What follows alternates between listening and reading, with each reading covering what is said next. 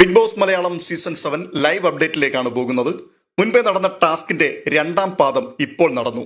ആദ്യത്തെ ടാസ്കിൽ ബുദ്ധിശക്തിക്കനുസരിച്ച് ഓരോരുത്തരെ ഓർഡർ ചെയ്തിരുത്തുക എന്നുള്ളതായിരുന്നു.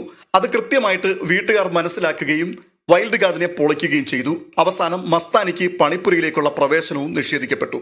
എന്നാൽ രണ്ടാമത്തെ ടാസ്കിലേക്ക് പ്രവേശിച്ചപ്പോൾ അവരുടെ മുൻപിലിരിക്കുന്ന ബൗളിൽ കിടക്കുന്ന ചിറ്റ്, ആ ചിറ്റിൽ ഒരെണ്ണം എടുക്കുകയാണ്.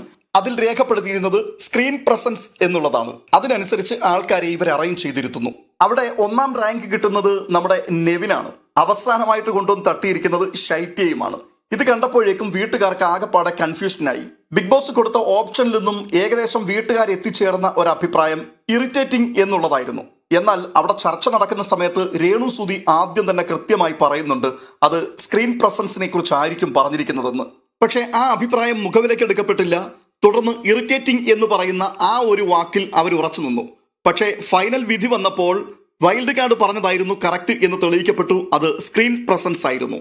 ആദ്യത്തെ ടാസ്കിൽ വീട്ടുകാർ വിൻ ചെയ്തു, അതുകൊണ്ട് തന്നെ മസ്താനിക്ക് പണി കിട്ടി. എന്നാൽ ഇപ്പോൾ വൈൽഡ് കാർഡുകൾ വിൻ ചെയ്തിരിക്കുന്നത് കൊണ്ട് വീട്ടുകാരിൽ ഒരാൾക്ക് ഒരു പണി കൊടുക്കാം എന്നുള്ള ഓപ്ഷൻ വന്നിരിക്കുകയാണ്. ആ പണി ഏതാണ്? കഴിഞ്ഞ ദിവസം അക്ബറിനൊരു പണി കൊടുത്തില്ലേ, വലിയൊരു ബോംബ് പൊട്ടിച്ചുകൊണ്ട്. ഈ സീസണിൽ ഇനി അക്ബറിന് ക്യാപ്റ്റനാകാൻ പറ്റില്ല എന്നുള്ളത്.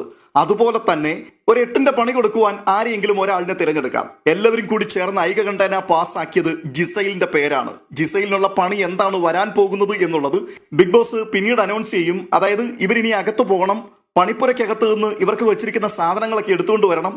അങ്ങനെ സാധനങ്ങൾ കൊണ്ടുവന്നതിന് ശേഷമാണ് ഈ സീസണിൽ ജിസൈലിനുള്ള മുട്ടൻ പണി എന്താണ് എന്ന് അറിയാൻ പോകുന്നത്. എന്തായാലും ഇതൊക്കെയാണ് ഇപ്പോൾ ലൈവിൽ നടന്നുകൊണ്ടിരുന്നത്. അടുത്ത അപ്ഡേഷനുമായി വീണ്ടും എത്താം.